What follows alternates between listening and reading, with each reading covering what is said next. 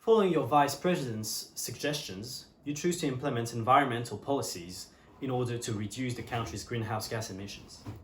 You call your vice president, who gives you a quick lecture on environmental economy.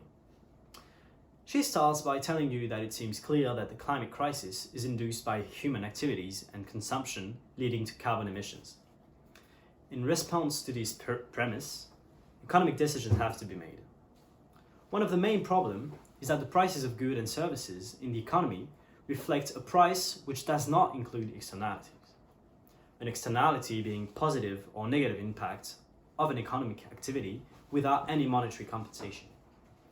The prices are set according to the firm's costs as well as their margins.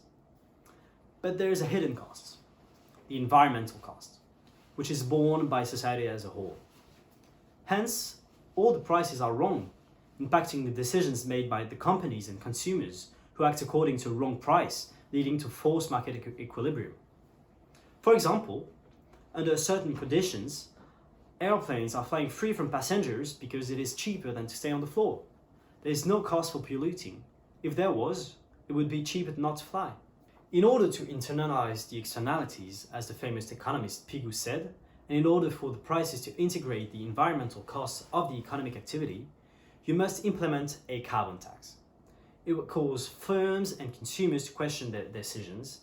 They can either pay the price of the carbon emission, or they can invest to reduce the emissions induced by the production process. There are many ways to implement a carbon tax. You can either tax the carbon-intensive goods sold in the country.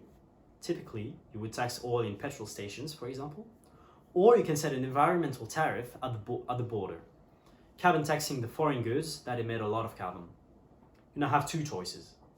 Either choose to implement a national carbon tax, or you could set a carbon border tax.